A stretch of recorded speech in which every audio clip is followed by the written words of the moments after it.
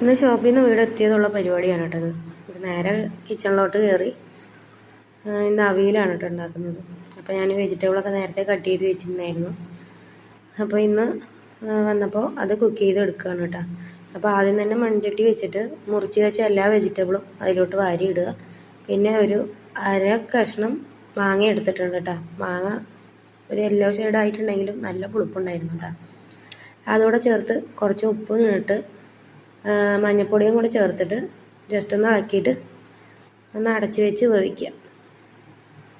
അപ്പോൾ ഈ ഇടയിൽ കൂടെ ഈ പുക പോകണത് എന്താണെന്ന് വെച്ചാൽ ഞാനിവിടെ ഒരു ചന്ദനത്തിരി കത്തിച്ച് വെച്ചിട്ടുണ്ട് കേട്ടോ. അപ്പോൾ അതെൻ്റെ ഒരു ഹോബിയാണ്, ചന്ദനത്തിരി കത്തിക്കൽ. അപ്പോൾ അതിൻ്റെ ഇടയിൽ എനിക്ക് ഒരു ഗ്ലാസ് ചായ വെച്ച് കുടിക്കാൻ കേട്ടോ. അപ്പോൾ ഇത് ഇങ്ങനെ വെള്ളം വറ്റി വരുന്നുണ്ട്. വെള്ളം ഇച്ചിരി കൂടി പോയെന്ന് തോന്നുന്നു, എന്നാലും സാരമില്ല, തേങ്ങ ഇടുമ്പോൾ സെറ്റാവും കേട്ടോ.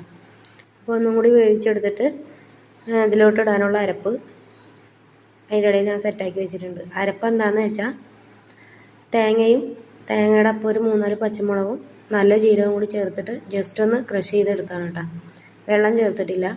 അപ്പോൾ അത് ഡ്രൈ ആയി വന്നിട്ടുണ്ട്. അപ്പോൾ ഞാൻ തേങ്ങയും നേരത്തെ ഫ്രിഡ്ജിൽ വെച്ചത് കാരണം നല്ല എന്നാ പറയുക, കൂടുതൽ അരയാണ്ട് ജസ്റ്റ് ഒന്ന് ക്രഷായി വന്നിട്ടുണ്ട് കേട്ടോ. അപ്പോൾ അതോടെ ചേർക്കുമ്പോഴേക്കും ആ ഉള്ള വെള്ളം വറ്റിക്കോളും. അത് കഴിഞ്ഞ് ലാസ്റ്റ് കുറച്ച് വെളിച്ചെണ്ണയും കൂടെ ഒഴിച്ചിട്ട് ഒന്ന് മിക്സ് ചെയ്യുക. ഒന്നുകൂടെ അടച്ച് വയ്ക്കുക. നമ്മൾ കഴിക്കാനാകുമ്പോഴേക്കും ആ വെള്ളമൊക്കെ വറ്റി ഡ്രൈ ആയി വരും കേട്ടോ. അപ്പോൾ ഇന്നത്തെ അവിയൽ ഇവിടെ റെഡി ആയിട്ടുണ്ട്.